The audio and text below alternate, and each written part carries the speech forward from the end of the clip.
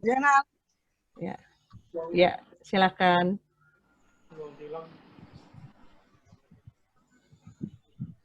أستغفر الله العظيم أستغفر الله العظيم أستغفر الله العظيم الذي لا إله إلا هو الحي القيوم وأتوب إليه أشهد أن لا إله إلا الله أشهد أن محمدا عبده ورسوله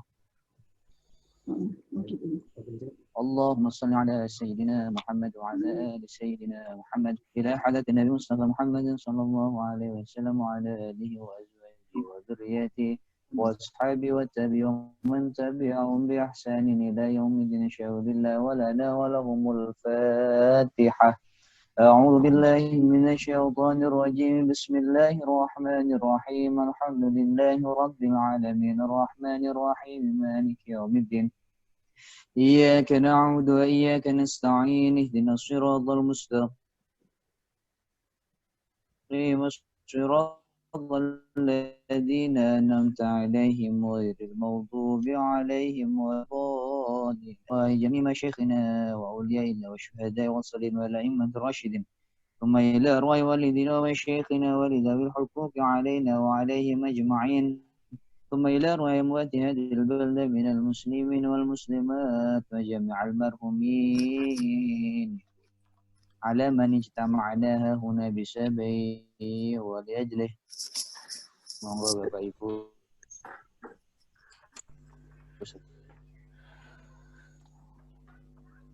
dan nama-nama para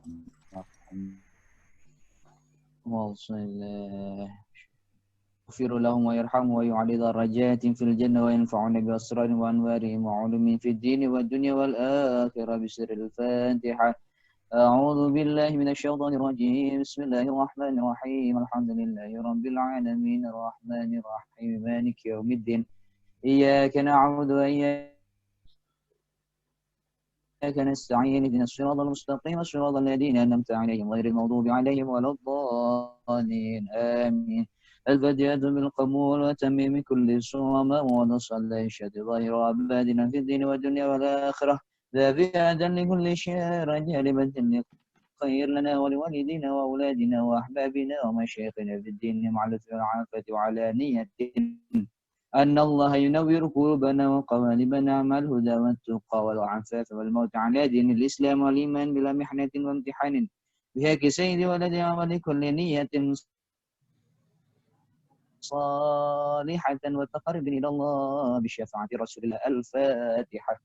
أعوذ بالله من الشيطان الرجيم بسم الله الرحمن الرحيم الحمد لله رب العالمين الرحمن الرحيم مالك يوم الدين إياك نعبد وإياك نستعين اهدنا الصراط المستقيم صراط الذين أنعمت عليهم غير المغضوب عليهم ولا الضالين آمين. تقبل الله منا ومنكم تقبل يا كريم. أعوذ بالله من الشيطان الرجيم بسم الله الرحمن الرحيم ياسين والقرآن الحكيم إنك لمن المرسلين على صراط مستقيم تنزيل العزيز الرحيم Profesor, acara ngaji online-nya udah mulai masuk. لقد حق القول على أكثرهم. Oh iya, maaf, saya cuma memberitahu sekarang sedang pembacaan Yasin, jadi nggak masuk sekarang dulu nggak apa-apa kali. Gimana gitu? Iya.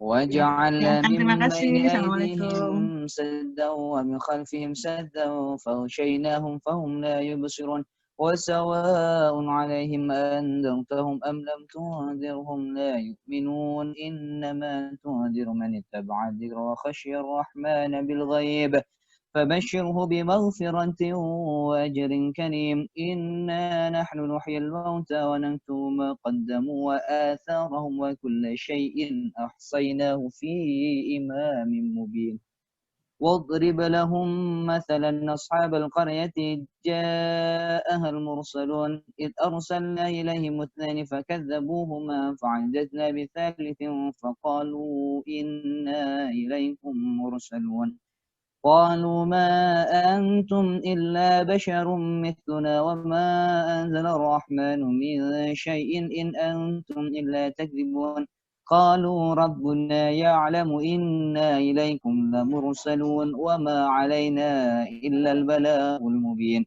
قالوا إنا تطيرنا بكم لئن لم تنتهوا لنرجمنكم وليمسنكم منا عذاب أليم قالوا طائركم معكم لئن ذكرتم بل أنتم قوم مسرفون وجاء من أقصى المدينة رجل يسعى قال يا قوم اتبعوا المرسلين اتبعوا من لا يسألكم أجرا وهم مهتدون وما لي لا أعبد الذي فطرني وإليه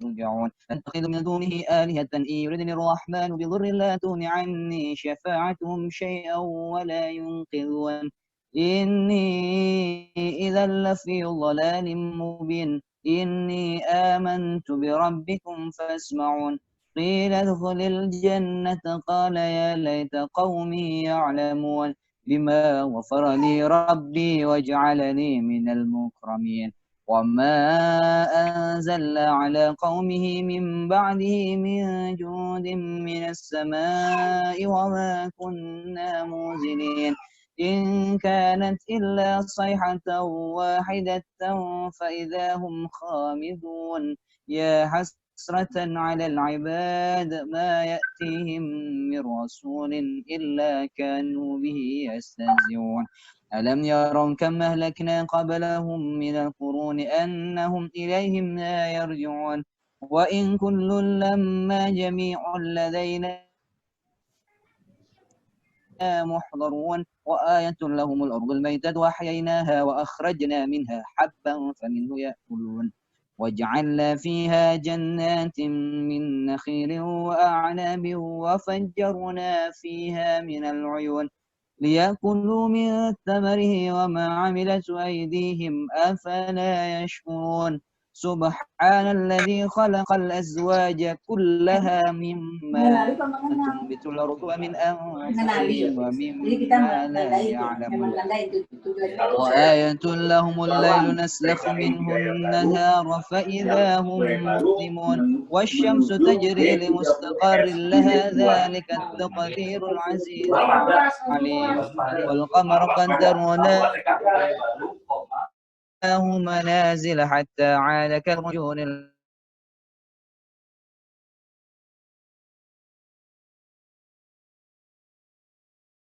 الفلك يسبحون وآية لهم أنا حملنا ذريتهم في الفلك المشحون وخلقنا لهم من مثله ما يركبون وإن نشأ نورقهم فلا صريخ لهم ولا هم رحمة منا ومتاعا إلى حين وإذا قيل لهم اتقوا ما بين أيديكم وما خلفكم لعلكم ترحمون وما تأتيهم من آية من آيات ربهم إلا كانوا عنها معرضين وإذا قيل لهم أنفقوا مما رزقكم الله قال الذين كفروا للذين آمنوا أنطعم من لو يشاء الله أطعمه إن أنتم إلا في ضلال مبين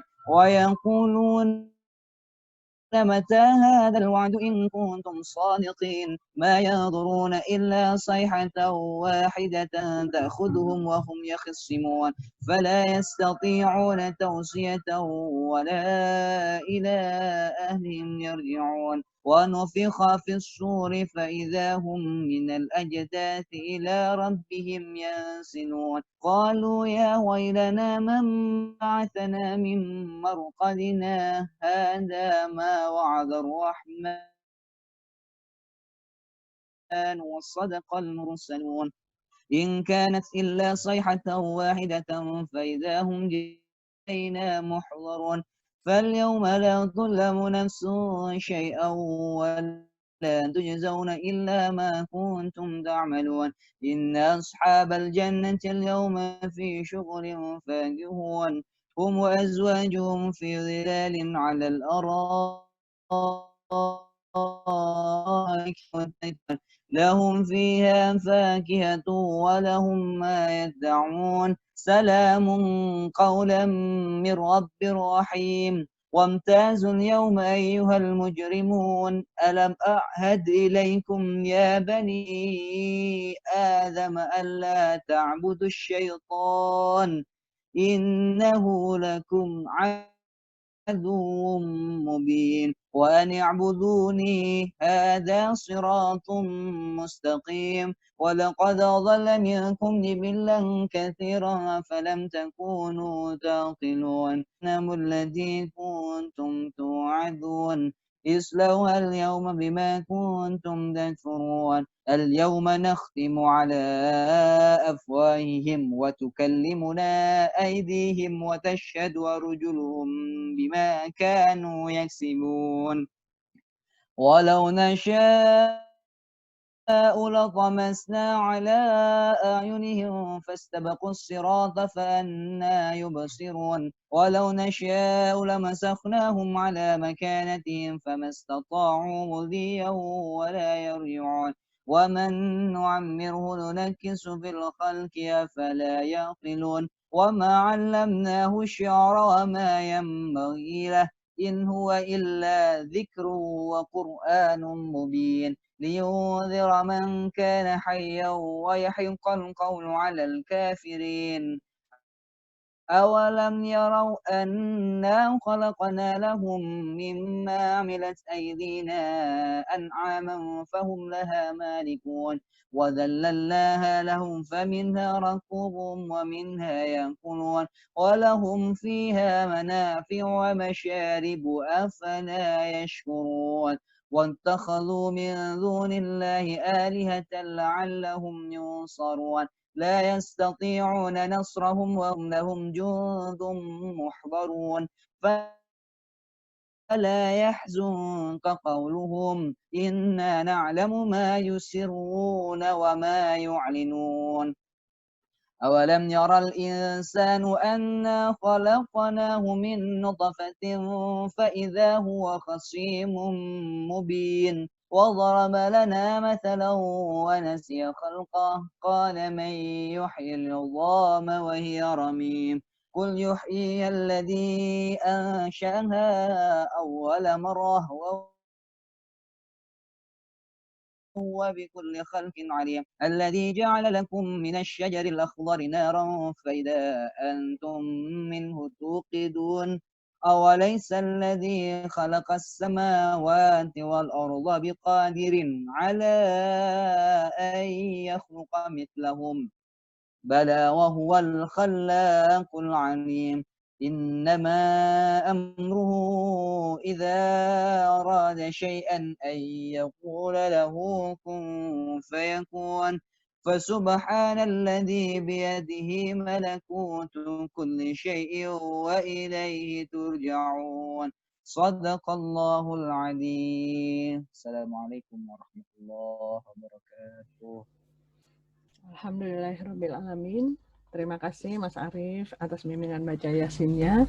Bapak Ibu, selamat hadir di acara ngaji online kita yang ke-22 hari ini.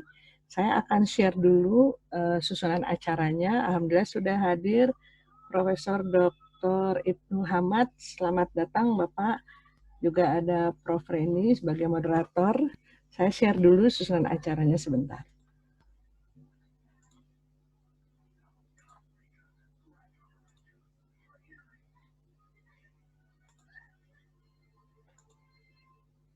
Alhamdulillah hari ini adalah pertemuan ngaji online yang ke-22. Insya Allah nanti akan diisi oleh Profesor Dr. Ibnu Hamad MSI. Sponsor kita, kalau yang kemarin Manari dan HNI, hari ini supported by Gramata Publishing. Alhamdulillah sudah ada Bu Nova yang nanti bisa minta dibantu menerangkan karena Prof. Ibnu Hamad saya sudah sampaikan lewat WA, mohon nanti minta disiapkan 3 pertanyaan kuis yang diambil dari materi yang disampaikan. Nanti peserta akan menjawab secara di ruang chatting. Siapa yang cepat, siapa yang benar, itu yang mendapatkan hadiah. Sponsornya dari Gramata Publishing. Selanjutnya ini adalah tata tertib bagi peserta yang baru ikut. Mohon nanti dalam posisi mendengarkan, mohon suara juga dinonaktifkan atau di-mute. Apabila ada yang ingin ditanyakan, silahkan diketik di kolom question and answer atau chatting. Tanya jawab dilakukan setelah paparan materi selesai. Moderator yang akan memilih pertanyaan yang akan didiskusikan. Apabila ada gangguan koneksi, silahkan leave sesaat, bisa bergabung kembali ke dalam webinar ini. Berikut ini adalah susunan acara pembukaan, lalu pengajian tadi sudah dipandu oleh Ustadz Arif, pembacaan surat Yasin, sambutan moderator nanti oleh Profesor Dr. Reni Akbar Hawadi, MM Psikolog, dan pengenalan pembicara tamu hari ini Profesor Dr.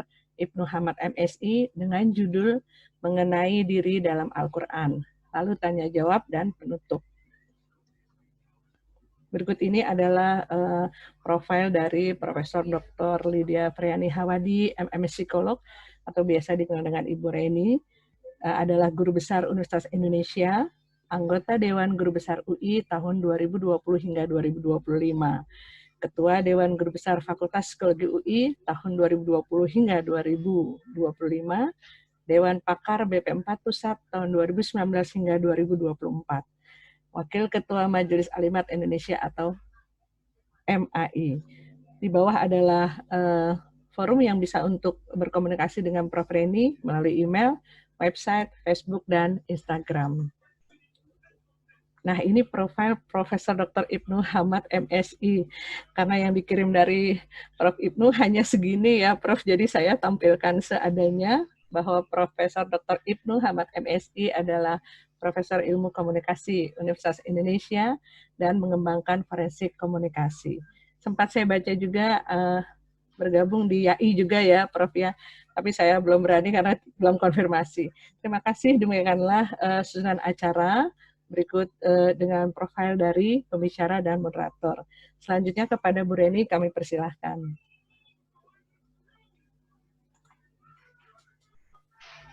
Baik, terima kasih Bu Dewi. Assalamualaikum warahmatullahi wabarakatuh. Alhamdulillah, wa syukurillah ketemu lagi Jumat hari ini, tanggal 11 September 2020.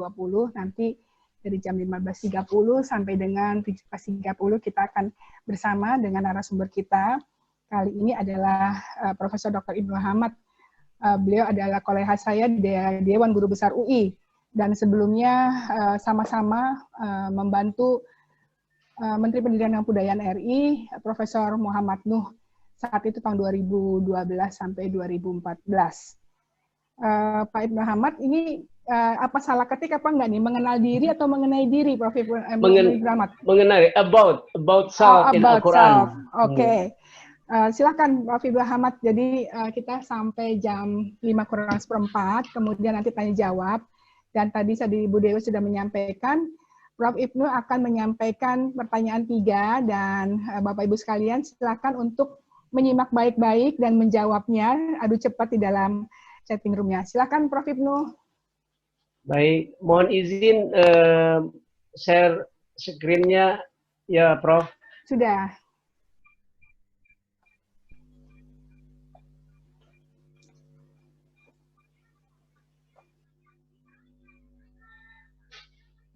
Apakah sudah tampak? Sudah. Baik. Tinggal di full screen aja ya. Baik. Ya.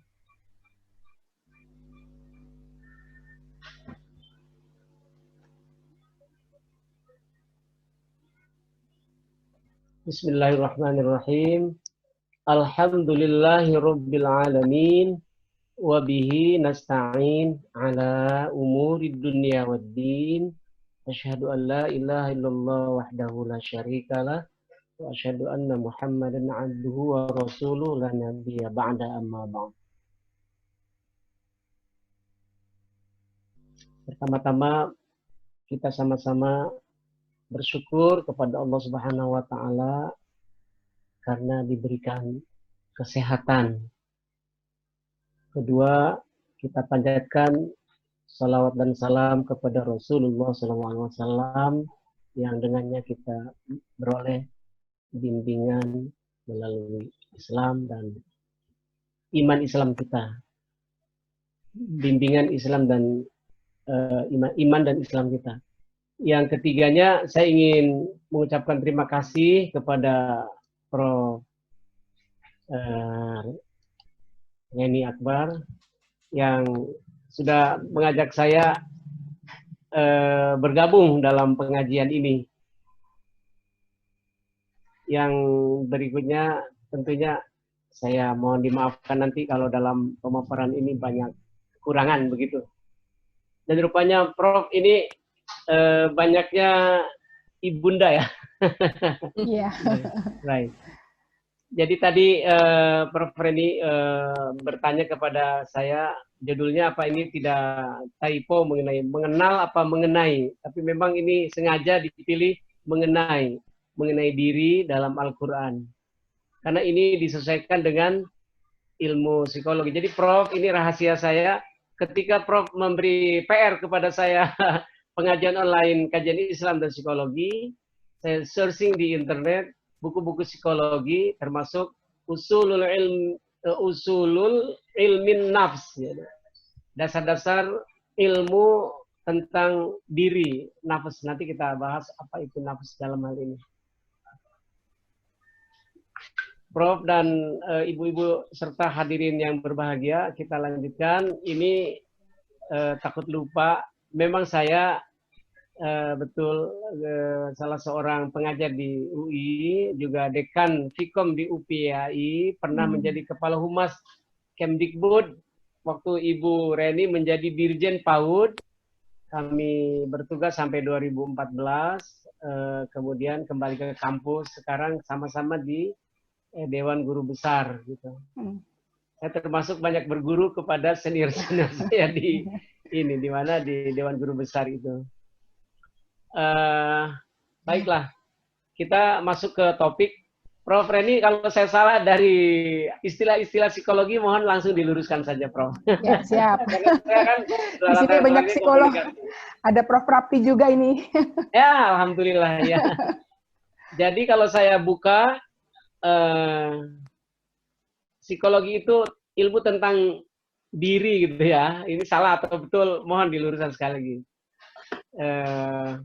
Diri dalam bahasa Inggris self, terus saya cari dalam Lughatul Arabiyahnya an-nafas ternyata. Nah, biasanya sekali lagi kalau dalam buku psikologi kalau ngomongin diri itu ilmu psikologi mencakup 3 hal: pikiran, perasaan, dan perilaku yang ada dalam diri seseorang. Semuanya tidak berdiri sendiri, ada faktor internal dan eksternalnya. Jadi ada orang punya pikiran-pikiran tertentu, perseptual di dalam pikiran dia, lalu punya perasaan dalam dirinya dan dalam perilakunya. Memang kalau melihat sekilas dari buku-buku yang psikologi yang saya pakai, ya kalau ingin mempelajari manusia, ya harus belajar psikologi rupanya. Manusia dalam pengertian an-nafs tadi ya, begitu. Karena manusia itu punya pikiran, punya perasaan, dan ada perilakunya. Dan banyak yang atau ada buku yang mengatakan kalau bicara psikologi itu dekat-dekat ke ilmu filsafat katanya begitu. Terutama mungkin filsafat manusia, eksistensialis ya, Prof Reni ya. Eksistensialis. Almarhum Pak Fuad Hasan ya biasanya lebih ke eksistensialis tentang kedirian seseorang begitu. Hadirin yang berbahagia, karena ini ngaji online Islam dan psikologi, maka saya coba juga buka semantik nafs, an-nafs dalam Al-Quran. Jadi ternyata ini mungkin juga karena terlalu cepat juga mencarinya. Sekali lagi dalam temuan saya, diri sama dengan bahasa Inggrisnya self, sama dengan dalam bahasa Arabnya an-nafs. Dan kalau kita lacak semantik nafs dalam Al-Quran, maka itu menyangkut eksistensi manusia, antara lain terlihat di dalam surat Al-Ankabut ayat 57 yang berbunyi A'udzubillahi minasyaitonirrajim, Bismillahirrahmanirrahim. Kullu nafsin dha'iqatul maut.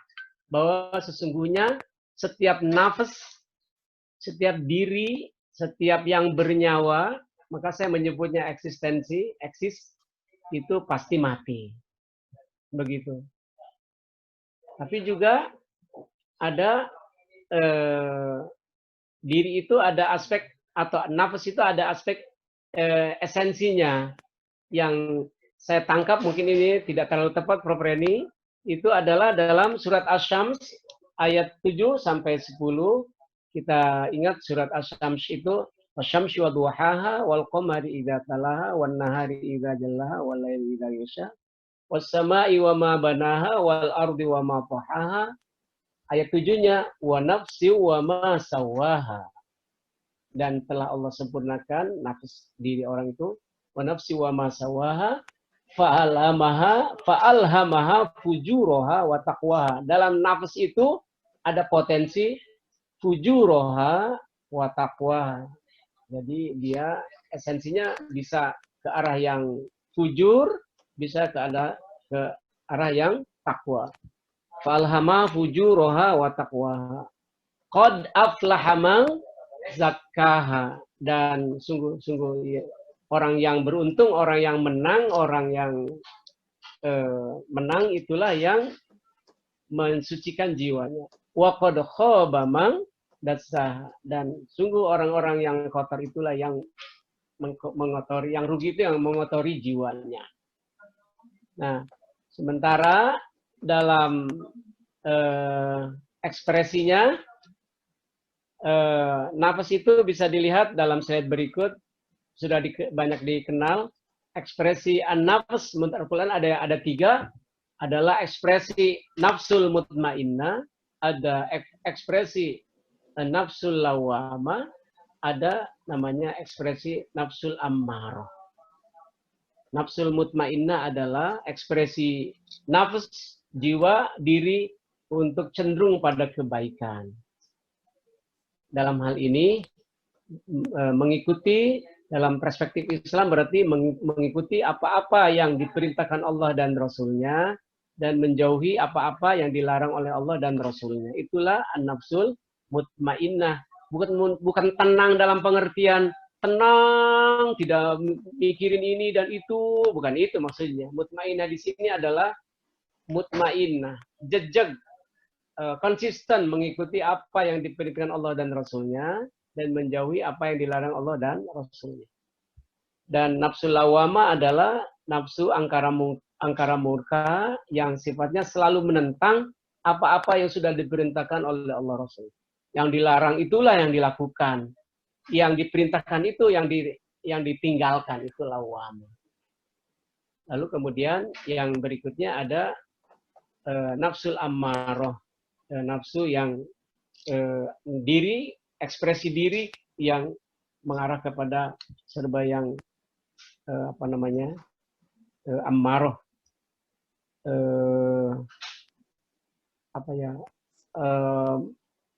memerintahkan kepada kejahatan, ya. Illa marrahima rabbi inna rabbi ghafurur. Jadi ammarah itu ekspresi diri sih yang bisa pada kebaikan maupun kepada keburukan. Kalau keburukan berarti dia tidak bisa mengendalikan diri berbuat jahat, tapi kalau Allah sudah bisa, kalau Allah sudah izinkan dan dirinya sih bisa mengendalikan, illa marrahima rabbi inna rabbi. Insya Allah dia akan berbuat baik. Jadi itulah hal-hal yang saya temukan dalam Al-Quran mengenai studi mengenai nafs atau self atau diri itu. Makanya sekali lagi Prof. Reni, judulnya adalah mengenai diri. Kita lanjut sekarang. sekilas saya baca di buku-buku psikologi, kalau ngomongin psikologi, ujung-ujungnya atau salah satu isunya adalah ngomongin soal diri itu normal atau tidak.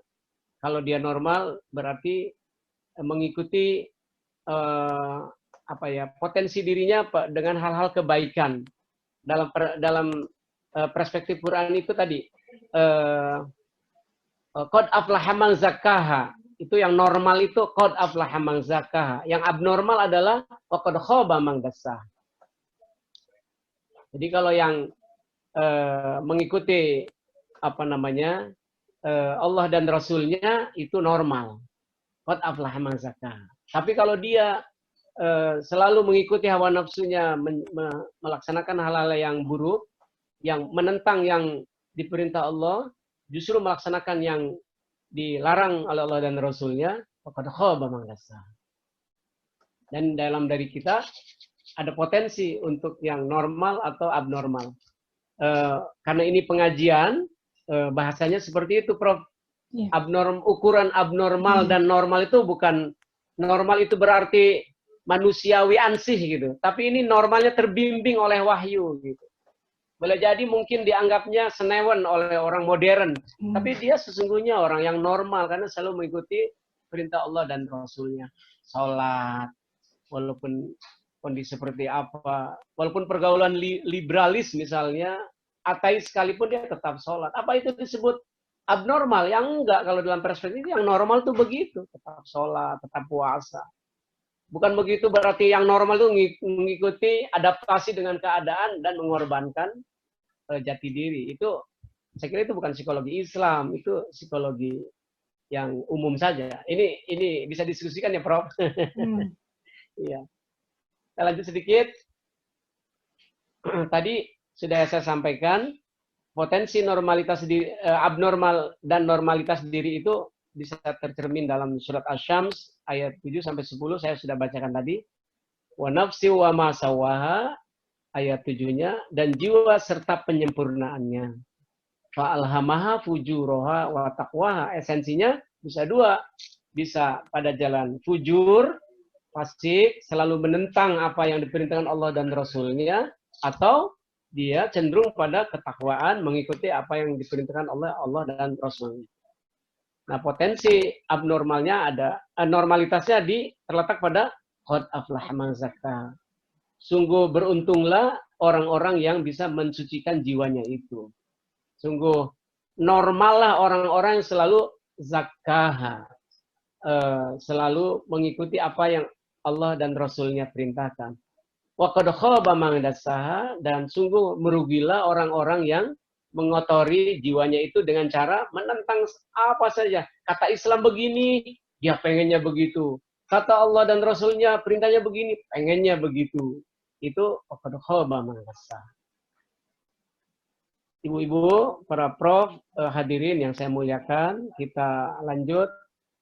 Nah, memang akhirnya potensi itu ada dalam diri kita semua, ujung-ujungnya bukan ujung-ujungnya, artinya semua ini normal atau tidak normal diri kita itu bergantung sama nature sama nurture kita, mana yang lebih kuat.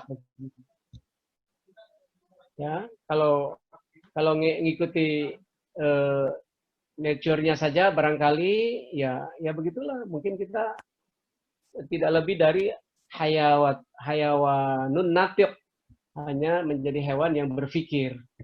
Tapi itulah manusia bedanya dengan hewan, tidak hanya ngikuti nature, melainkan juga punya nurture. Kita diasuh oleh pengasuhan. Kalau pengasuhannya yang baik, yang kalau dalam perspektif psikologi Islam, kalau pengasuhannya berdasarkan kaidah-kaidah etika, estetika, dan kode etik Islam, maka qad aflaha man zakkaha. Tapi kalau dalam nurture-nya dibesarkan dalam keluarga, dalam pertemanan, dalam peer, di dalam budaya kerja, nurture-nya yang qad aflaha man dassaha, selalu menentang perintah Allah dan Rasulnya, ya jadilah dia qad aflaha man zakkaha. Qad khaba man dassaha. Ini penting sekali. Dan faktanya di lapangan seperti ini. bahwa dalam diri kita itu selalu ada tarik-menarik seperti medan magnet, begitu saya ibaratkan antara dakwah dan laibah. Mana yang lebih kuat? Kalau kita ikut pengajian online seperti ini, insya Allah, qad aflaha man zakkaha. Tapi kalau selalu konsumsinya buku-buku yang di dalamnya tidak ada asma Allah, tidak ada akhlak, ya laibah, apalagi buku-buku yang berisikan konten-konten yang yang menghina agama, menghina orang lain, merendahkan orang, atau menjauhkan diri kita dari dari kedekatan diri kepada Allah, itu nanti ya udah kita akan menjadi orang yang bermain-main saja, yang bersenda gurau saja. Saya kira pengajian yang sudah yang ke-22 ya Prof ya hari ini adalah insya Allah dalam rangka menjadi medan yang menarik ke arah dakwah. Di sebelah sana diam-diam kita juga ditarik oleh laibah, entah melalui media massa, media sosial, media online, rayuan teman, rayuan pasar, kapitalisme, segala macam lah. Termasuk di kampus ini, buku-buku yang di dalamnya tidak dihubungkan dengan keilahian, itu bisa dikategorikan laibah. Saya kira pengajian yang dilakukan oleh ibu bapak sekalian di sini adalah dalam rangka kita tetap supaya jangan tertarik ke arah yang laibah tadi, melainkan ada dalam jalan dakwah. Dakwah itu sendiri kan artinya ud'u ila sabili rabbika bil hikmah wal mau'izatil hasanah wajadilhum billati ahsan. Dakwah itu adalah berarti mengajak orang ke jalan Allah, ke jalan Tuhan, bukan ke jalan organisasi. Dakwah itu seperti grup ini melakukan dakwah bukan supaya orang jadi anggota grup ini, bukan. Pengajian ini mengajak orang, mengajak penceramahnya terutama untuk berada di jalan Allah, melaksanakan perintah Allah dan Rasulnya. Ini ngajak pengajian supaya jadi anggota pengajian, bukan. Bukan itu. Ada orang organisasi ini ngajak pengajian supaya dia jadi anggota organisasi itu. Organisasi ini ngajak pengajian supaya, itu bukan pengajian namanya, bukan dakwah, rekrutan itu, pengkaderan gitu. Jadi kita harus kembali ke ud'u ila sabili rabbik. Berdakwah itu mengajak manusia ke jalan Allah.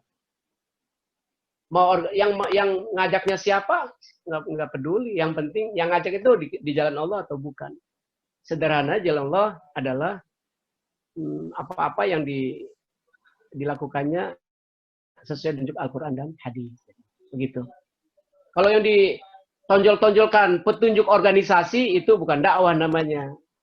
Itu bukan ud'u ila sabili rabbik, ud'u ila sabili organisasi, gitu Prof, kira-kira Prof.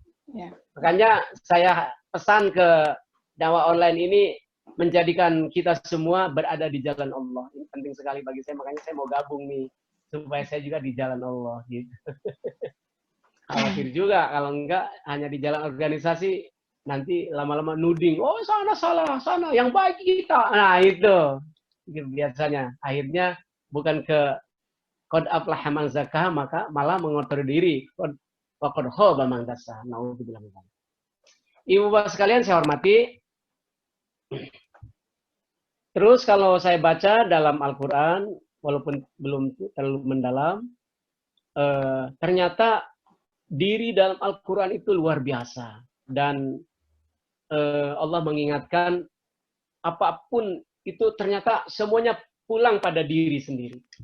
Seperti dalam firman-Nya ini, wala takunu kalladzina nasullaha fa'ansahum anfusahum ulaika humul fasiqun.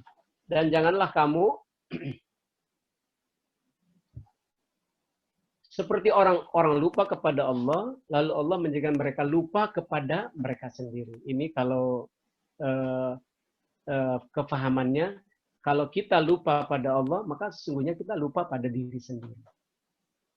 Dan ditutup dengan kalimat ulaika humul fasiqun, mereka itulah orang-orang fasik. Apa itu? Orang-orang yang selalu melanggar perintah Allah dan Rasulnya, itulah orang fasik. Padahal Allah mengingatkan, kullu nafsin bima kasabat rohina. Tiap-tiap diri bertanggung jawab atas apa yang telah diperbuat. Jadi nafs. Jadi mengenai nafs dalam Quran ini sudah ketemu di antaranya dalam ayat ini. Satu, wala takunu kalladzina sallallahu fa'ansahum anfusahum. Kullu nafsin bima kasabat rahina. Jadi betapa sentralnya nafs ini, diri ini menurut Al-Quran. Kita lihat lagi di dalam firman berikut. Dalam surat Al-An'am ayat 104. Tidak melihat atau melihat kebenaran seseorang, tiada lain adalah untuk dirinya. Firman Allah, a'udzubillahi minasyaitonirrajim, bismillahirrahmanirrahim. Qad ja'akum basairum mir rabbikum, faman absara fali nafsih, wa man 'amiya fa'alaiha, wa ma ana 'alaikum bihafiz. Sungguh telah datang dari Tuhanmu bukti-bukti yang terang. Maka barang siapa melihat kebenaran itu, manfaatnya bagi dirinya. Faman absara fali nafsih. Bagaimana kalau dia tidak mau melihat juga? Wa man 'amiya fa'alaiha. Dan barang siapa pura-pura tidak melihat atau tidak melihat atau membutakan matanya, amiyah itu bisa membutakan matanya, fa'alaiha, maka terpulang juga pada dirinya. Kata Allah, wa ma ana 'alaikum bihafiz. Dan Allah mengatakan, katakanlah Muhammad, dan aku Muhammad sekali bukanlah pemeliharamu. Subhanallah. Jadi mengenai diri ini benar-benar Al-Quran mengingatkan supaya kita punya sikap yang mutmainnah, jejak bahwa kita ini tahu diri.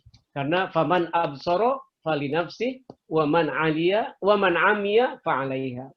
Dalam firman berikutnya, itu pun kalau ada orang yang mau mengikuti petunjuk atau tidak, semua kembali lagi kepada dirinya. Manihtada fa innama yahtadi linafsih. Linafsih. Barang siapa berbuat sesuai dengan hidayah, sesuai petunjuk Allah, maka sungguhnya ia berbuat untuk dirinya sendiri. Wa man dhalla fa innama yadillu 'alaiha. Dan kalau dia sesat, tidak mengikuti apa yang Allah dan Rasulnya sudah tunjukkan, bukan untuk siapa-siapa, fa innama yadillu 'alaiha. Wala taziru waziratun ukhra wa ma kunna mu'adzibina hatta nab'atha rasul. Jadi Masya Allah, kalau mengikuti Al-Quran ini luar biasa betapa pentingnya kita tahu diri. Dua ayat ini, ayat berikutnya, jika memelihara diri, itu pun untuk dirinya. Ayat yang panjangnya saya baca, tapi nanti kita tekankan di akhirnya aja. A'udzubillahi minasyaitonirrajim. Bismillahirrahmanirrahim. Wala taziru waziratun wizra ukhra. Wa in tad'u muthqalatun ila himliha la yuhmal minhu syai'un walau kana dza qurba. Innama tunzirul ladzi yakhsha. Innama tunzirul ladzina yakhshawna rabbahum bil ghaibi wa aqamus shalah. Ini yang saya ingin tekankan. Wa man tazakka fa innama yatazakka li nafsihi. Dan barang siapa yang mensucikan dirinya, sungguhnya ia mensucikan diri untuk kebaikan dirinya sendiri. Masya Allah. Wa man tazakka fa innama yatazakka li nafsihi. Kalau kita berbuat baik pada orang lain, pada kerabat, hormat pada orang tua, hormat pada guru, hormat tetangga, membantu yang miskin, mendirikan sholat, dan seterusnya dan seterusnya. Wa man tazakka fa innama yatazakka li nafsi. Hasil kebaikannya itu akan kembali pada diri kita sendiri. Mengenai diri. Itu pun juga sama kalau kita sungguh-sungguh berjihad, berjuang dalam suatu aktivitas adalah untuk dirinya sendiri. Wa man jahada fa innama yujahidu li nafsi. Innallaha laghaniyun 'anil 'alamin. Mohon supaya tidak salah paham. Kata jihad di sini tidak mesti bentuknya ngangkat pedang, ngangkat pistol, ngangkat bedil, enggak begitu. berjihad itu sungguh-sungguh menekuni suatu bidang ilmu, misalnya ilmu psikologi, ilmu komunikasi, ilmu fisika, jihad ekonomi, membangun swalayan, jihad dalam bidang pertanian, jihad dalam bidang pendidikan, silakan, itu juga jihad. Maka barang siapa yang bersungguh-sungguh berjihad di bidangnya, maka sungguhnya jihadnya itu ada untuk dirinya sendiri. Memang sih mendirikan sekolah untuk mencerdaskan kehidupan bangsa, barangkali itu jihad pendidikan. Sesungguhnya itu nanti terpulang hasil jihadnya itu, hasil jihad pendidikannya itu kepada dirinya sendiri.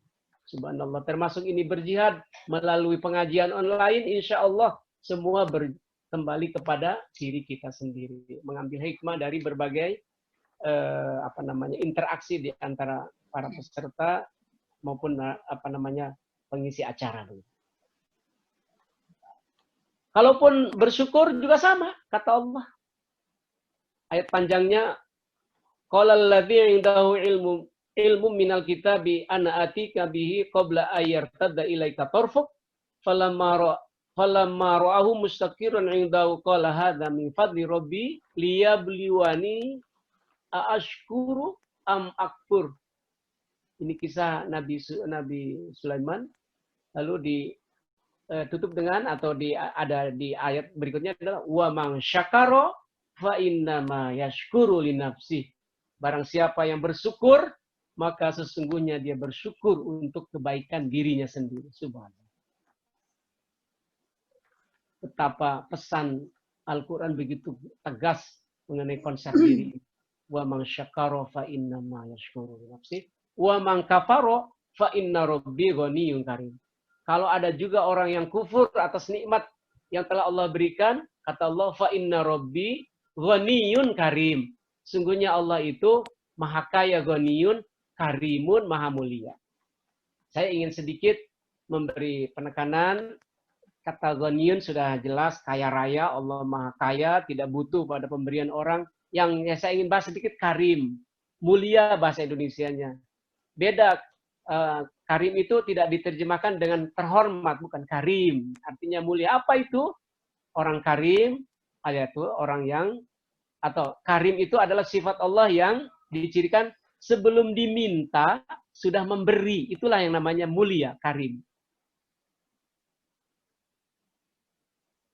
Ibu dan Bapak suka lihat di level negara, bapak-bapak, ibu-ibu perwakilan negara-negara sahabat, para duta besar yang mulia. Bukan terhormat, yang mulia. Karena diharapkan negara-negara sahabat itu sebelum diminta sudah memberi. Itulah sifat Allah karim. Sifat Allah itu karim karena Allah tidak diminta pun sudah memberi. Nah, mudah-mudahan ibu bapak sekalian termasuk orang-orang yang karim. Saya juga ingin sekali jadi orang karim. Sebelum diminta sudah memberi gitu. Tapi banyaknya meminta aja. Kelemahan saya gitu ya. Terutama minta sama Allah. Padahal firman-Nya iyyaka na'budu wa iyyaka nasta'in. Sembah dulu Allah baru minta. Ini kebalikan kalau Ibnu Hamad. Mintanya banyak, nyembahnya dikit. Kalau ibu-ibu enggak kali ya. Itu beda. Kemudian, jika ia kikir, bukan kepada orang lain, juga kikir pada dirinya. Ha antum haula itu da'una litunfiku fi sabilillah, faminkum mayyabkhal kalau kikir, wa mayyabkhal fa innama yabkhalu an nafsih. Kalau engkau kikir bukan pada Allah, bukan pada Rasulnya, ya kikir pada dirinya sendiri, kata Allah. Dilanjutkan dengan wallahul ghaniyyu. Sesungguhnya Allah itu maha kaya. Sementara wa antumul fuqara. Sementara kamu sekalian itu fakir, nggak punya apa-apa. Subhanallah. Allah keren ya menggunakan bahasanya. Kontrasnya gitu sangat kelihatan. Wallahul ghani wa antumul fuqara. Begitu.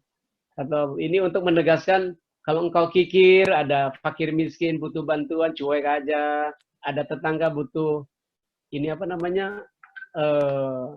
kuota untuk belajar daring, kita pura-pura tidak tahu saja. Zaman sekarang kan banyak daring nih. banyak tetangga mungkin yang tidak punya kuota ya, Bu Dewi ya. Kita diam saja, jangan-jangan ini termasuk yang ya bekal kita ini, Masya Allah. Ya. Itulah diri. Bagaimana kalau melanggar janji? Akan menimpa dirinya sendiri juga, kata Allah. Innalladzina yubayyi'unaka innama yubayyi'unallah yadullahi fawqa aydihim faman nakatha fa innama yankutu ala nafsih. Barang siapa yang ingkar melanggar janji itu akan menimpa dirinya. Wa man aufa bima ada Allah. Barang siapa yang menepati janjinya kepada Allah, maka Allah akan memberi pahala yang besar. Masya Allah. Betapa diri ini harus kita jaga. Sudah diingatkan dalam beragam ayat dalam Al-Quran ini. Kemudian sebagai penutup dari saya, akhirnya baik dan buruk, kata Allah, kembali kepada diri kita. Fussilat ayat 46. Bismillahirrahmanirrahim. Man amila sholihan falinafsih wa man asa'a fa'alaiha wa ma rabbuka bidzalamil lil abid. Barang siapa yang mengerjakan amal yang soleh, maka pahalanya untuk dirinya sendiri. Dan barang siapa mengerjakan perbuatan jahat, maka dia akan balik dosanya atau akibatnya untuk dirinya sendiri. Mohon maaf, di berita-berita sudah banyak yang korupsi besar-besaran atau kecil-kecilan. Ya, akhirnya ketahuan juga, masuk penjara juga. Waman asa fa'alaiha. Tapi banyak yang diam-diam memberi bantuan kepada para pihak, tidak dikenal, tidak masuk koran. Tapi kata Allah, man amila sholihan falinafsih. Kok bisnisnya maju, otaknya encer, pergaulannya bagus gitu. Itu kan balasan dari Allah. Tidak mesti balasan itu bentuk uang dan materi saja kan, tapi juga kesehatan, suami selalu sehat, anak-anak tidak ada yang korban narkoba misalnya, Masya Allah. Itu kan nikmat juga, itu rezeki dari Allah juga kan. Banyak kawan, relasi yang baik-baik ya kan, itu kan rezeki dari Allah yang luar biasa juga. Bagaimana kalau berbuat dosa? Sama juga, wa may yaksib itsman fa innama yaksibu ala nafsih. Barang siapa yang mengerjakan dosa, maka sungguhnya ia mengerjakannya untuk kemudaratan dirinya sendiri. Subhanallah, tentang diri ini. Dan ujungnya adalah semuanya akan dipertanggungjawabkan menjadi dirinya sendiri. Ma asabaka min hasanatin faminallah wa ma asabaka min sayyi'atin famin nafsik wa arsalnaka lin-nasi rasula wa kafa billahi syahida. Subhanallah. Dan apabila itu nikmat kamu peroleh, itu datangnya dari Allah. Sementara yang bencana yang menimpamu itu kesalahan dirimu sendiri, kata Allah. Loh kok gitu? Kok kelihatannya jadi egois gitu? Kalau baik dari aku, kata Allah, kalau jelek dari kamu sendiri. Bukan begitu. Maksudnya Allah sudah menunjukkan ini jalannya. Tadi kan di depan sudah qad aflaha man zakkaha. Kamu kalau ikuti ini akan qad aflaha man zakkaha. Kalau ikuti ini qad khaba man dassaha. Terserah kamu. Gitu kira-kira ininya. Apa namanya? Pengertiannya ketika kita cross check dengan secara koherensial dengan ayat lain, ma asabaka min hasanatin faminallah wa ma asabaka min sayyi'atin famin nafsik. Kembali kepada diri kita. Demikian yang ingin saya sampaikan. Mohon dimaafkan satu hal, Prof. Reni dan para prof lain, karena saya ini dosen, suka ada nada menggurui. Nah ini kejelekan saya. Jadi mohon dimaafkan ya Prof. Suprabdi ya. Kelemahan dosen itu begitu, ada nada menggurui. Padahal yang di depannya itu kan para guru besar. Masya Allah. Mudah-mudahan Allah ampuni dosa saya atas kelalaian diri saya ini. Terima kasih. Saya kembalikan ke pembawa acara. Wassalamualaikum. Waalaikumsalam warahmatullahi wabarakatuh. Masya Allah. Terima kasih Prof. Ibrahim Ahmad. Luar biasa. Baik, ini mengenai nafs sama dengan self. Rupanya Prof. Ahmad banyak membaca ini nih, Roger ya. Carl Rogers dan juga Kurt Lewin. Medan ekspresi diri ya. Karena Kurt Lewin itu bicara mengenai juga beda magnet juga, approach avoidance, avoidance seperti itu. Ya baik, ini sudah ada pertanyaan rupanya. Ini dari Saudara Ghazali. Silakan dibaca Saudara Ghazali, biar dengar suaranya. Halo, Saudara Ghazali. Nggak ada orangnya. Salam Prof, mau tanya terkait surat Al-Hasr ayat 19. Bagaimana menjelaskan tentang proses terjadinya lupa terhadap Allah, sehingga Allah membuatnya lupa terhadap diri jiwanya. Kedua, apa indikatornya orang yang lupa terhadap diri atau jiwa yang disebabkan oleh lupa terhadap Allah?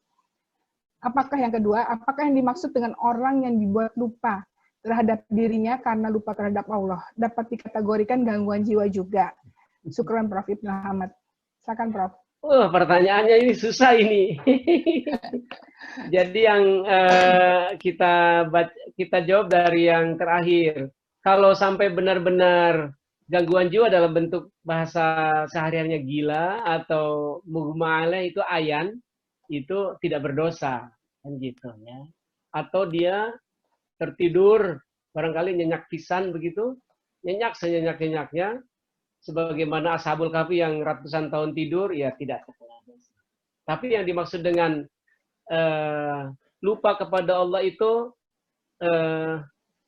ya, maaf ya, mungkin banyak proyek gitu, ya, banyak kerjaan, kemudian apalagi sibuk gitu, sibuk bahasa sehariannya sibuk keduniawian begitu, sampai lupa sholat, lupa aturan Allah gitu, itu lupa kepada Allah gitu. Sederhananya kalau dalam bahasa kita tuh sampai lupa waktu. Padahal Islam itu kan ada dalam waktu zaman ya, jam 12 kita ingat pada Allah sholat, lalu aktivitas lagi, ingat lagi nanti jam 15.30 asar, terus ketemu lagi nanti jam 18 maghrib. Masya Allah, itu adalah mekanisme supaya kita selalu ingat sama Allah. Tapi kalau orang yang laibah, main, mohon maaf nih, saya juga suka dengerin musik juga sih, musik bertalu-talu terus, lupa, musiknya juga sudah mendayu-dayu, lupa waktu, atau ingar-bingar musiknya sampai tidak lupa lupa sholat, lupa perintah Allah, lupa kewajiban dalam rumah tangga, barangkali lupa anak istri, lupa kewajiban seperti itu lupa sama Allah. Iya. Ya, begitu. Terima kasih Prof. Ini tante saya nih, Tante Meta mau tanya, kalau gitu nonton drakor termasuk laibah ya Prof ya? Yang gimana itu Prof? Nonton drama Korea, ini tante saya suka nonton drama Korea. Kalau nontonnya sambil mengingat pada kebesaran Allah, santai aja. Itu yang disebut dengan literasi informasi.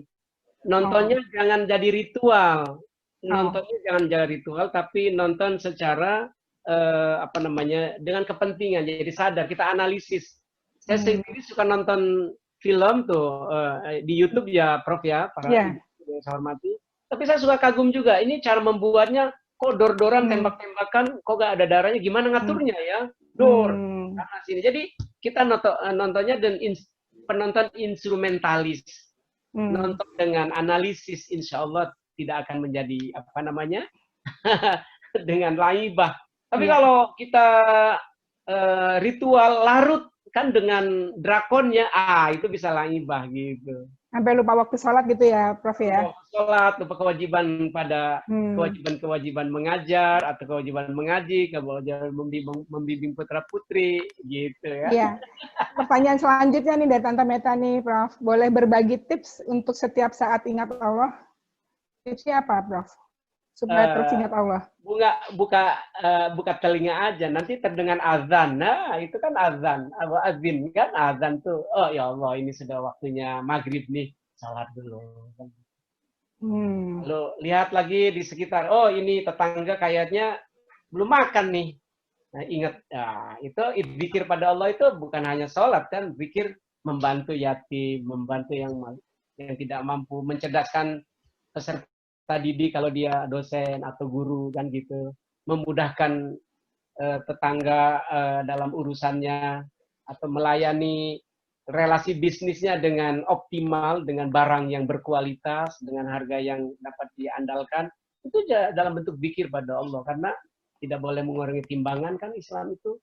Harus menjual barang sesuai dengan jenisnya, dengan kualitasnya kan itu. Zikir itu tidak mesti oh la ilaha illallah 1000 kali setiap hari, itu bagus saja, itu juga bagus. Tapi zikir yang sesungguhnya adalah mengikuti apa yang sudah menjadi SOP yang sudah diberikan oleh agama kita melalui Quran dan hadis. Ya, baik. Terima kasih, Prof. Ini dari Akbar. Silakan, Saudara Akbar. Ini baru lulus dari kajian Islam Psikologi SKSG nih, Prof. Silakan. Kalau gitu saya nggak nguji tesisnya. Silakan, Saudara Akbar. Ya, Assalamualaikum, Prof. Mohon maaf nih, videonya ditampilin lagi di pinggir jalan. Gimana Mas Akbar? Ini, Prof, mohon dijelaskan makna kesempurnaan atau penyempurnaan jiwa dalam surat Al-Fajr itu, Prof. Makna yang disempurnakan itu apakah fungsi jasadnya atau itu seperti makna fitrah dalam hadis bahwa setiap orang itu input di dalamnya itu sebuah fitrah. Nah, di dalam fitrah itu kan ada penjelasan-penjelasan tersendiri gitu, Prof. Jadi pertanyaan pertama tentang makna yang disempurnakan itu seperti apa? Terus yang kedua, Prof, penjelasan tentang tazkiyatun nafs itu kan beragam, Prof. Nah, kira-kira prinsip utama dari beragamnya penjelasan tentang tazkiyatun nafs itu apa yang tidak boleh hilang? Mungkin itu dulu, Prof. Terima kasih. Oke. Nah, tentang penyempurnaan jiwa itu kan kalau dibaca ayatnya surat Asy-Syams itu kan Allah menggambarkan bagaimana Allah menciptakan langit dan bumi, matahari, bulan, terus gitu ya Mas Akbar ya. Nah di dalamnya kan ada penciptaan jiwa, artinya manusia disempurnakan. Kita kan pertama kan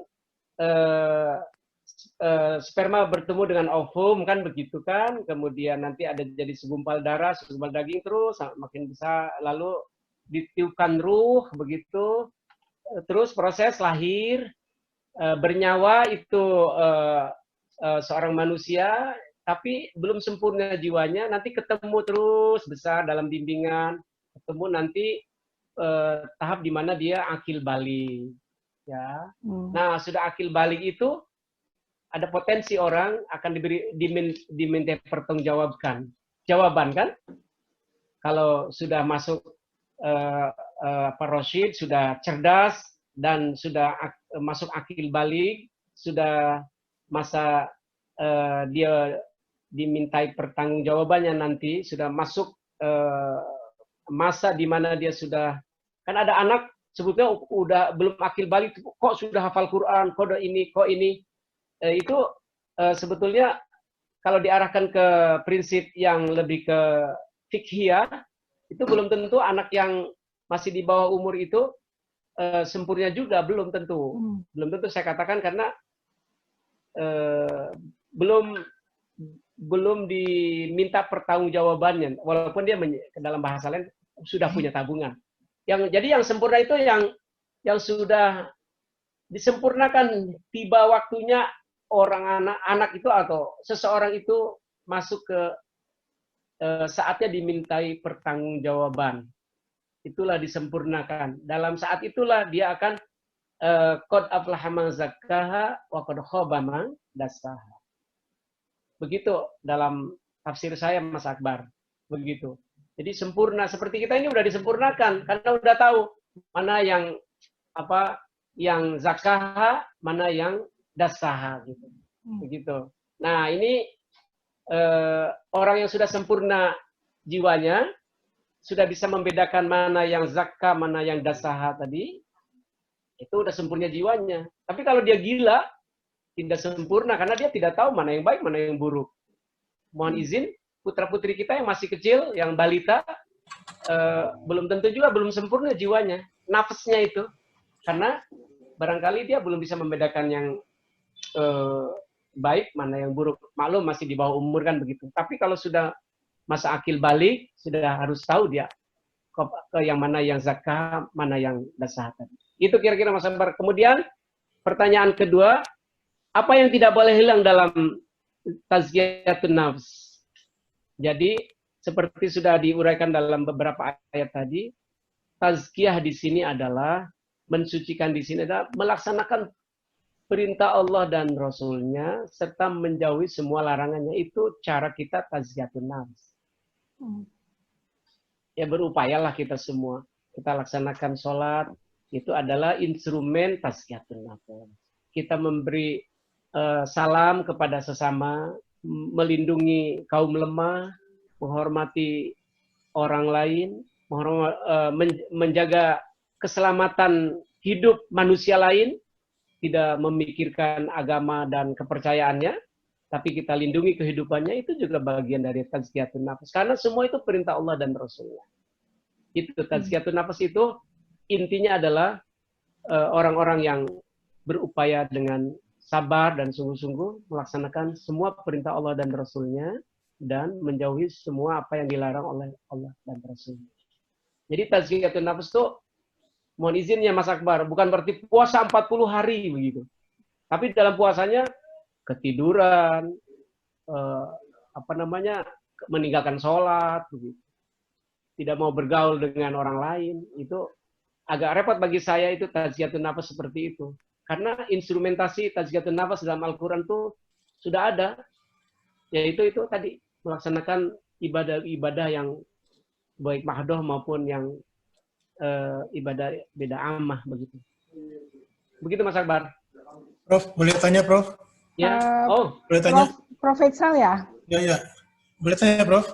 Prof Faisal boleh, tapi ini ada urutannya nih, abis ini Bu Meta dulu. Silakan. Ya, sebentar ya Prof Faisal. Prof jangan bertanya kalau Prof mengasih bimbingan ke saya aja Prof. saya ini provokator. Aduh, Prof Faisal ini produktif loh, Prof Ahmad. Oh iya, makanya 80 buku, bayangin ya. Subhanallah ya, itu bagian dari itu tazkiyatun nafsnya membuat buku, subhanallah. Kan? Ya. Ini Ya, Bu Prof. Mita ya, kadang-kadang kita tuh membantu orang yang lebih kurang beruntung dari kita. Tapi akhirnya tuh dia bergantung pada kita, jadi kita agak terganggu. Bagaimana agar kita bisa lebih ikhlas dalam berbagi ya Prof ya? Iya. Gimana Prof? Iya. Alhamdulillah Ibu Prof kita ini diberikan kesempatan oleh Allah mendapatkan pendidikan tinggi ya begitu. Membantu memang perintah agama, tapi agama juga memberikan panduan dalam cara membantu orang. Bagaimana cara pandunya? Panduannya berupa ilmu. Apa itu? Salah satunya ilmu kesejahteraan sosial, yaitu cara membantu dengan prinsip yang disebut dengan self help itu loh Prof. Kalau membantunya secara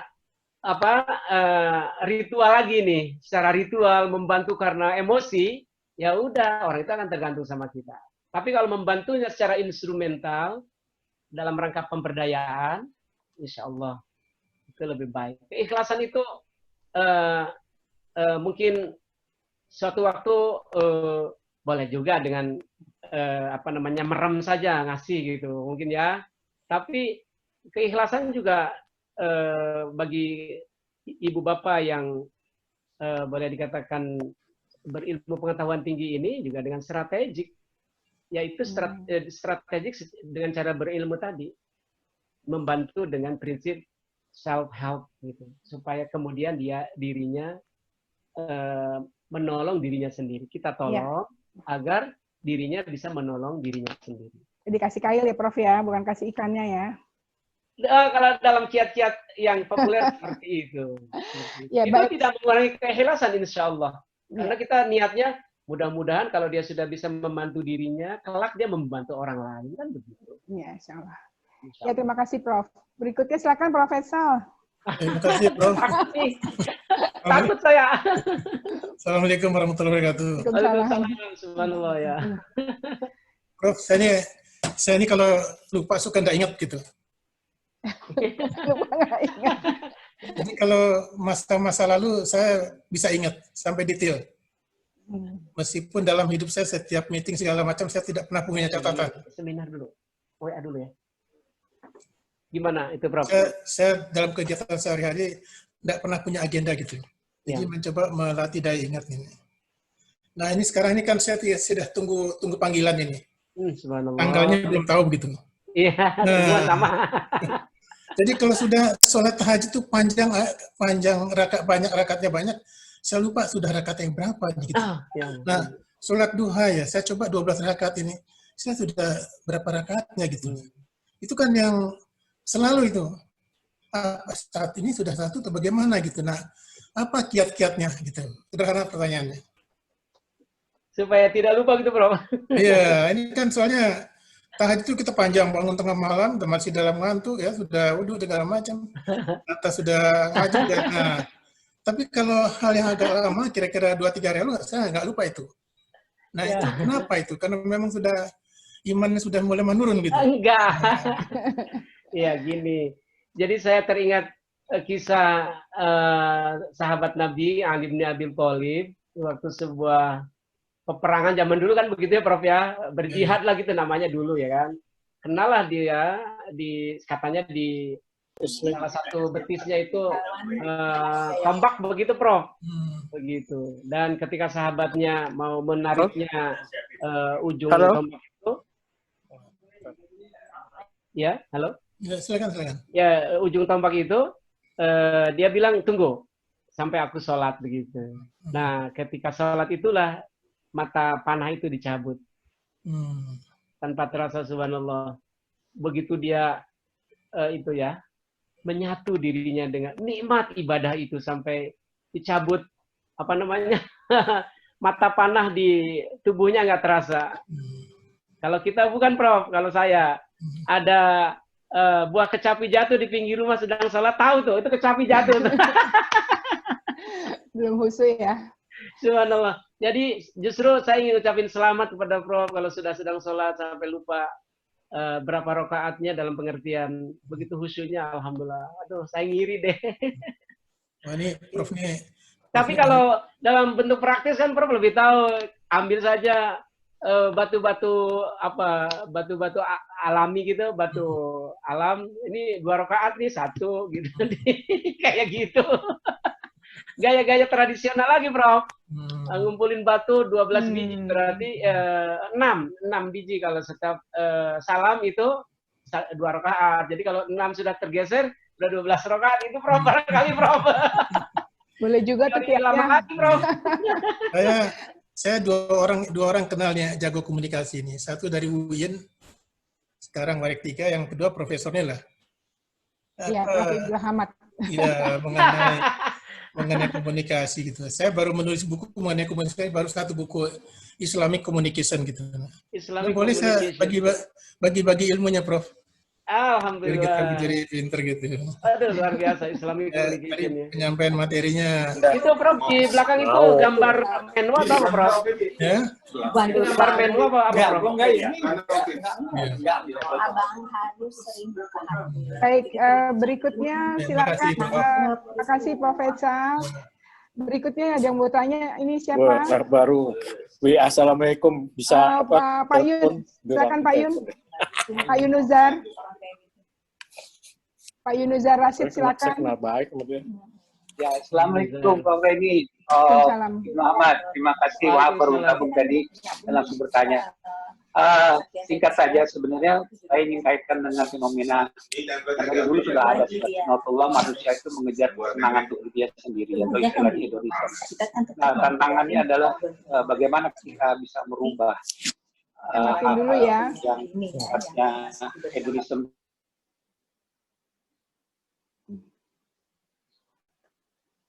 Sebentar.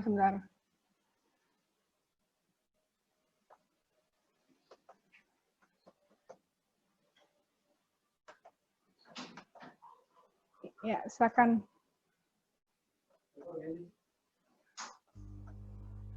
Pak Yunuzar belum di-unmute, Bu. Maaf. Ya, udah. Silakan, Pak Yun. Ya, sudah diambil ya. Ya, sorry.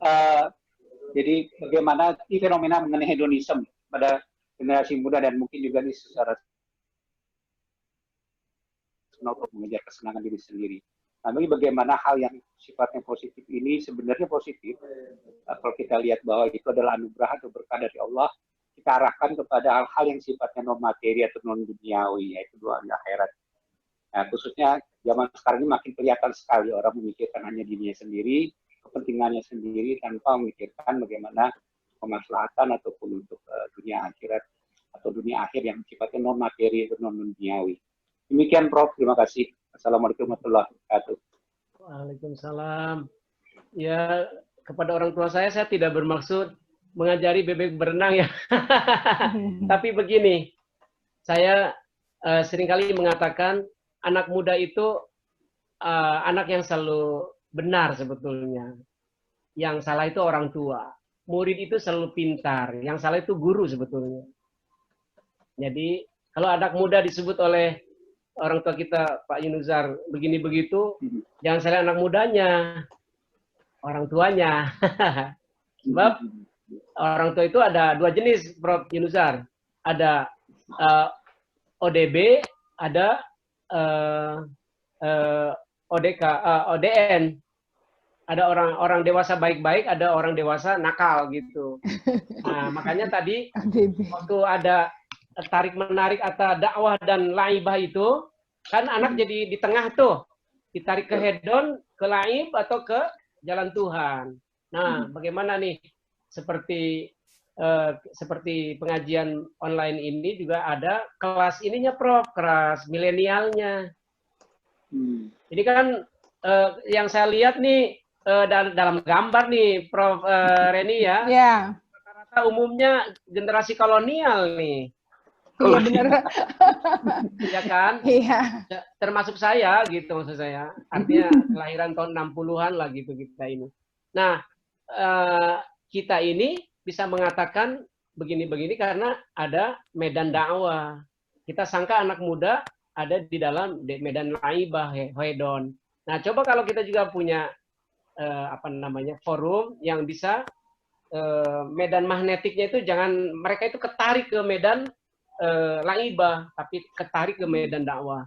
Salah satunya adalah dengan menyediakan pembelajaran atau pengajian yang untuk milenial. Sebab manusia itu seperti dalam ilmu psikologi, behaviorismenya ditentukan juga oleh pengetahuannya.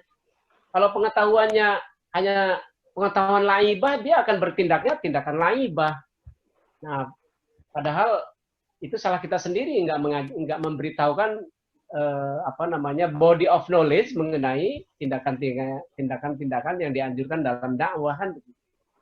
Jadi intinya saya ingin mengatakan caranya adalah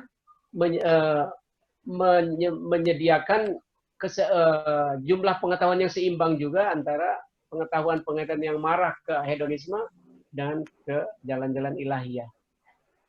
Mekanismenya yang lain adalah pembelajaran. Tarbiyatul aulad nama ininya ya dalam terminologi pendidikan. Mohon izin itu Pak Yunuzar. Ya, Jazakallah khairan. Terima kasih. Pak Yunuzar udah kejawab ya. Alhamdulillah. Alhamdulillah, terima kasih. Ini Pak Yunuzar ini komandan dari psikolog di Jakarta, bukan Iluni ya, Iluni Psikologi ya. Alhamdulillah. Ini komandannya dia. Iya. Oke, berikutnya Bu Hedi nih, Bu Hedi dari Kewani. Assalamualaikum warahmatullahi wabarakatuh. Mohon izin bertanya. Kita sebagai manusia kadang sulit menilai diri, banyak subjektifnya. Bagaimana indikator konsep diri yang baik yang bisa digunakan sebagai instrumen untuk mengukur diri sendiri baik atau belum ya? Makasih Prof. Ya, memang ini suatu kesadaran diri yang optimal dari Ibu Hedi ya. Karena dalam Islam sendiri kan ajarannya gitu, hasibu anfusakum qabla an tuhasabu. Periksalah dirimu sendiri, muhasabalah dirimu sendiri. Jangan engkau suka menilai orang sebelum menilai orang lain. Nah, kan dalam ilmu pengetahuan sosial itu ada yang namanya konsep, variabel, indikator, sampai skala gitu kan ya biasanya. Dimensi, Prof. Ya, betul. Konsep, dimensi, variabel, skala, indikator ya. Skala. Ya. Sampai terakhir skala ya. Saya ulang, konsep,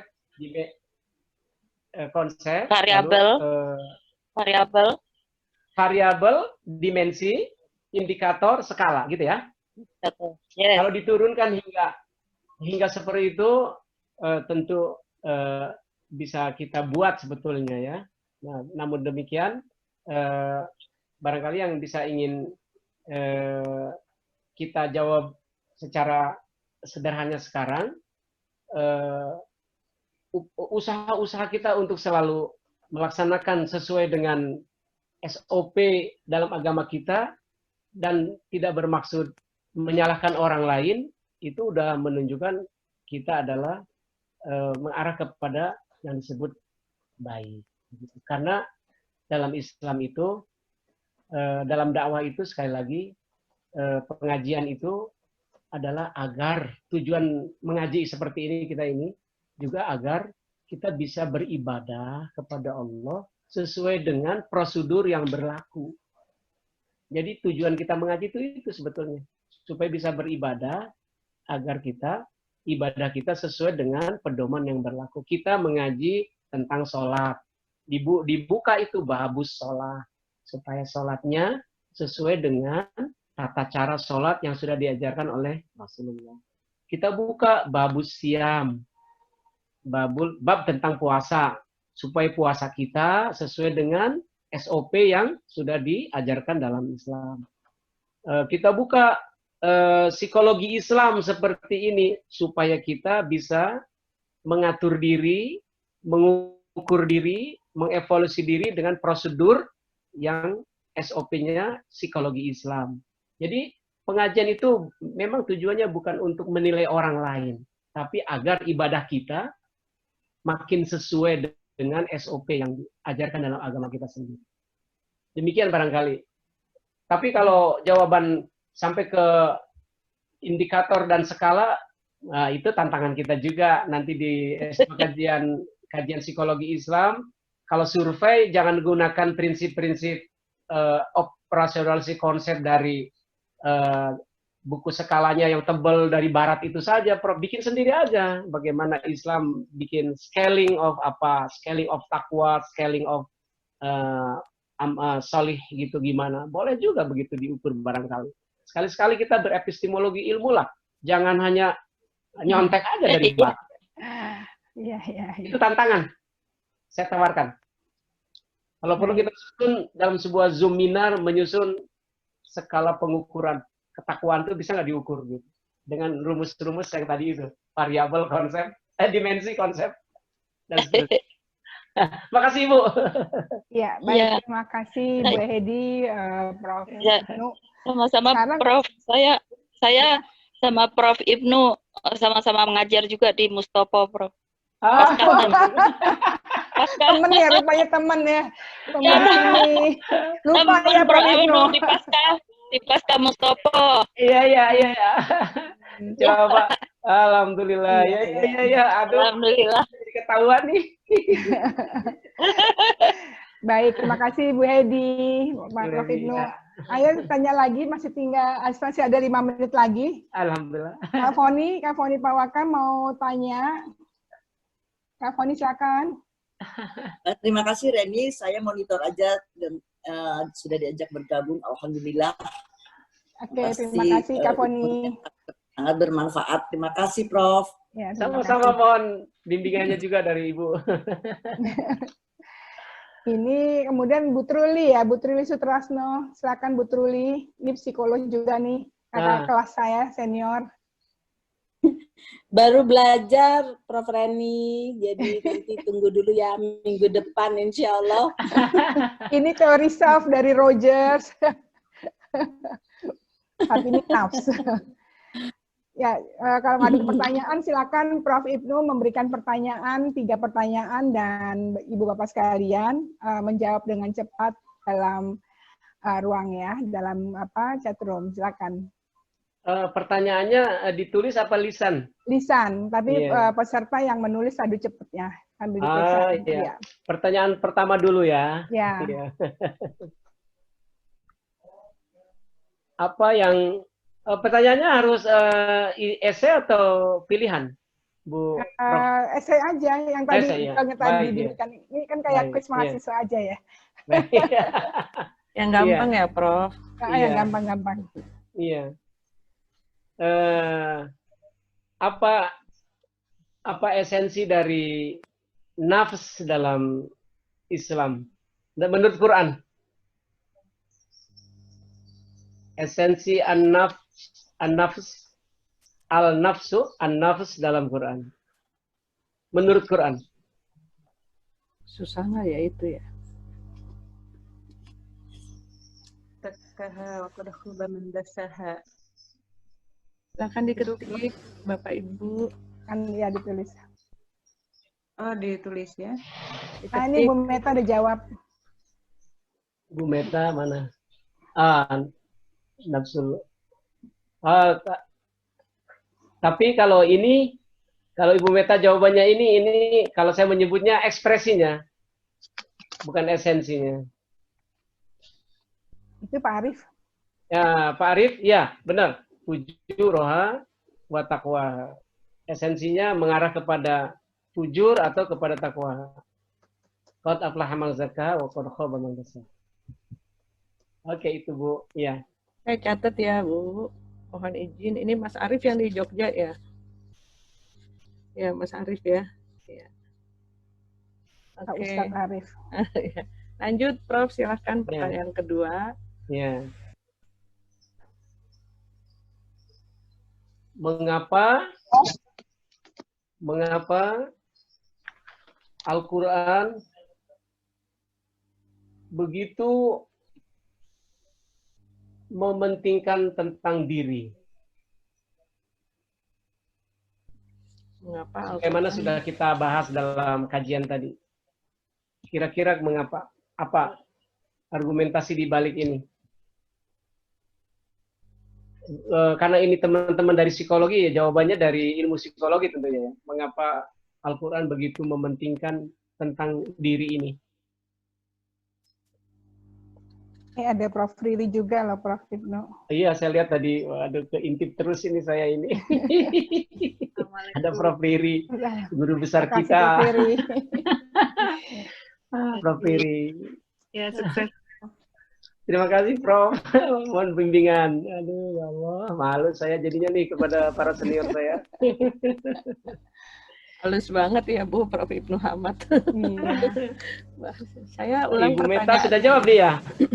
Karena semua yang berada dalam diri itu akan berbalik kepada dirinya sendiri, baik yang baik maupun yang buruk.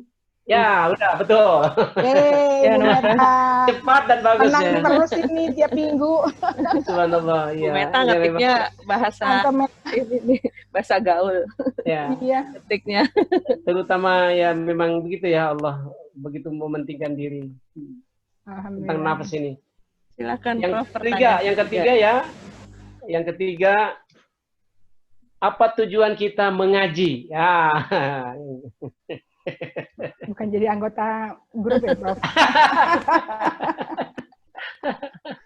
Kirain. Ini Prof. Reni saya sering ulang-ulang di setiap pengajian. Tujuan mengaji gitu apa? Ikut arisan ngaji. Ibu Nila kurang tajam. Ada lagi? Ibu Meta. Ibu Meta lagi. Kurang tajam lagi, Ibu Meta, kurang tajam. Bukan salah ya, kurang tajam, kurang menukik begitu. Benar, menarik magnet dari dakwah. Bapak-bapak boleh jawab, silahkan Bapak-bapak. Iya boleh, ya. Untuk selalu sadar diri, boleh itu, tapi kurang ini Ibu Nova. Ada lagi Ibu Meta kurang sedikit lagi. Mbak Nova jawab kalau bener ini hadiahnya dari Mbak Nova sendiri nih. Nggak salah ya, sadar diri betul, semakin mendekat diri kepada Allah betul, tapi ada lagi tazkiyatun nafas juga betul ya. Yang mana yang terbaik jawabannya? Belum, ada lagi satu lagi. Ada lagi yang saya sebutkan tadi, tujuan kita mengaji, tujuan kita membahas misalnya babus sholah, kita bahas babus sholah, kita babul ibadah, bab zakat, bab itu artinya tentangnya. Menjadi mutmainnah, ini juga nggak salah, semuanya benar, tapi ada lagi.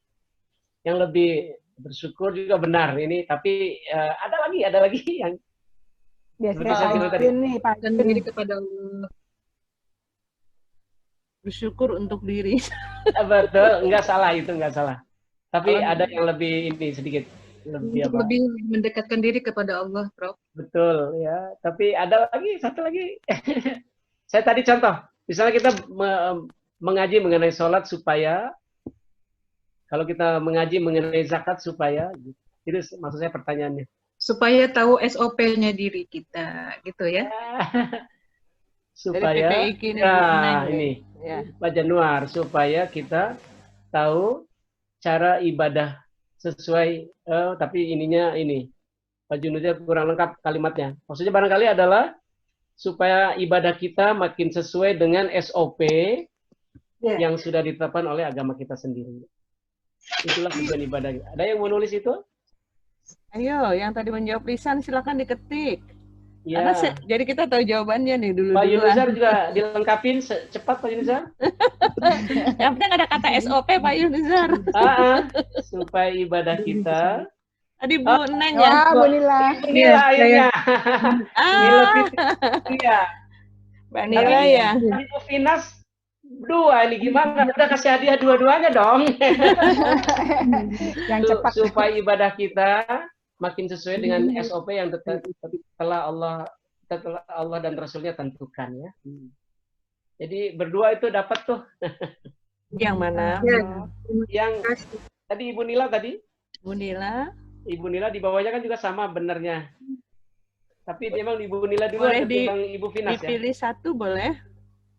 Nanti nanya dulu kalau sama. Dalam kalimatnya sih Ibu Finas ya, supaya ibadah kita sesuai SOP yang ditentukan Allah dan Rasulnya. Tapi Ibu Nila juga kan udah benar juga. Ya ini ya udah kasih dua-duanya hadiahnya.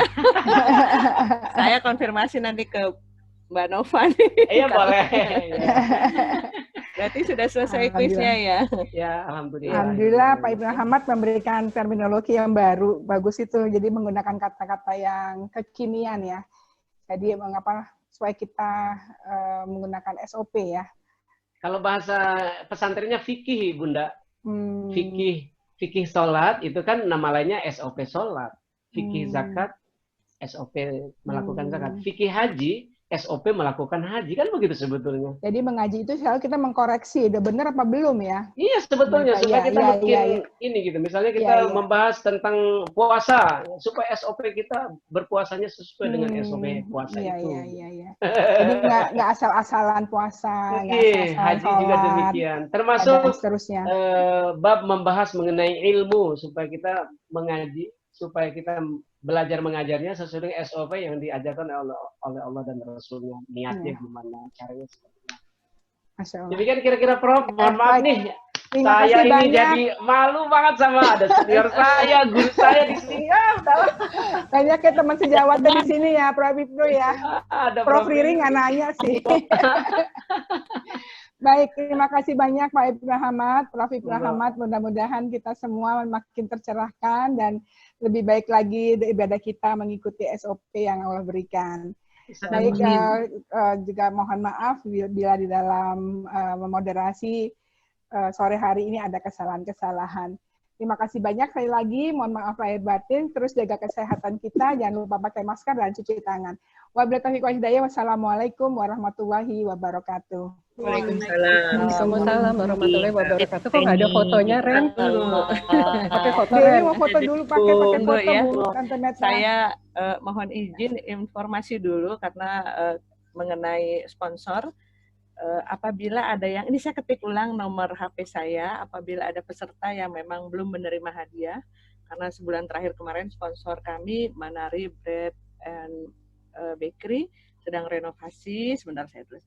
Silahkan Bapak Ibu bisa menghubungi saya di 085678184885. Mohon maaf, apakah ada peserta bernama Ibu Adelina atau yang mengenal Ibu Adelina, mohon info alamat. Yang terakhir belum dikirim ada Ibu Heni juga. Terima kasih Profesor. Tadi sudah informasi buku-buku yang akan dikirim. Alhamdulillah alamat sudah diberikan. Semoga bisa dikirim segera. Amin. Dalam tempo singkat-singkatnya. Prof Ibnu ada bukunya nggak yang mau dikasih untuk peserta? Saya mau nanya Bu. Gitu ya. Untuk Mesti harus di. Belum bisa jawab. Ya, nanti belum bisa jawab, harus pria dia Prof ya. Ya ini dulu ya. Baik, kepada para peserta sekali lagi bagi yang merasa menjadi pemenang tapi mungkin hadiah belum terkirim, silakan informasi ke WA saya yang sudah tercantum di ruang chatting. Kalau kemarin sponsornya Manari Bakery dan HNI, hari ini adalah Gramata Publishing, tapi ada sistem baru nih Bu, kata Bu Nova. Ada yang mau disampaikan, misalnya daftar buku, nanti peserta atau pemenang akan memilih buku yang akan dikirim. Wah. Bu Nova mau ditambahkan, silakan. 1 menit, galak ya saya. Ya, assalamualaikum, terima kasih. Waalaikumsalam warahmatullahi wabarakatuh. Prof semuanya. Saya dari Gramata Publishing dengan senang hati berbagi ya terhadap kuis tadi. Jadi nanti kepada setiap pemenang akan saya kirimkan daftar, nanti akan dipilih satu dari yang didaftar itu sebagai pilihannya. Yang kedua, kalau memang nanti ada berminat buku-buku yang lain, saya akan berikan diskon 20%. Untuk semua buku ya, Bu Nova? Untuk semua buku. Saya dengarnya 50% ya? Salah. Itu Japri aja sama Tante Dewi. Berarti untuk peserta ngaji online 20%, betul? Betul. Oh iya, ya, alhamdulillah. Terima kasih Bu Nova. Salam nanti. Boleh usul setiap yang rajin ikut webinar juga dapat buku begitu. Oh iya, wah, bagus itu usulannya, iya. Kalau Prof nanti bukunya diterbitkan oleh Gramata deh. Amin. Berarti juga, Prof Reni juga semuanya. Ya, terima kasih Bu Nova. Iya, alhamdulillah. Berarti mohon informasi lagi, sekali lagi kita komunikasi lewat WA. Oh iya Bu, maaf ada pertanyaan dari beberapa peserta, apakah memungkinkan dibuatkan WA group? Jadi saya harus izin dulu, mohon maaf kepada pengusul, saya izin dulu ke Prof Reni atau kepada yang lain, khawatir kebanyakan grup nanti malah tidak efektif gitu ya. Kalau memang mau buat silahkan, nanti dikirimkan linknya. Terima kasih kepada semuanya. Kita siap-siap foto ya, Prof Ibnu. Ini kebiasaan yang cakep gitu. Bagi yang belum tampil, silahkan tampil dulu. Mas Arief mau bantu foto nggak nih? Mas Arief biasanya jago nih. Mas Arief ada. Nah, ayo Mas Arief gantian. Silakan Mas Arief. Suaranya belum terdengar. Maaf.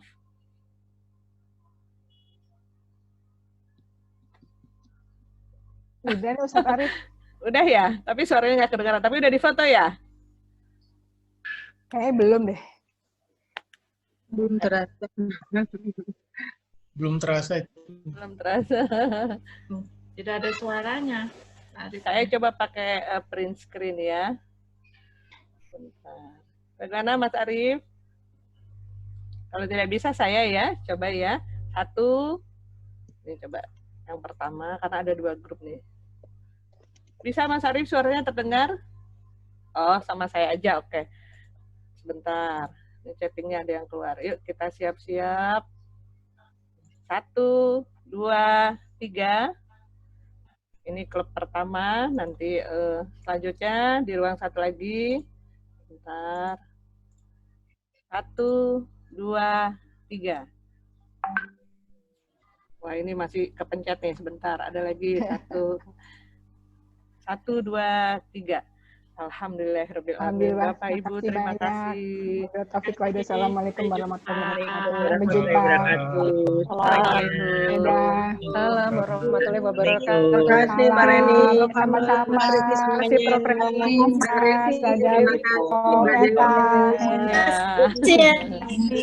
Berapa?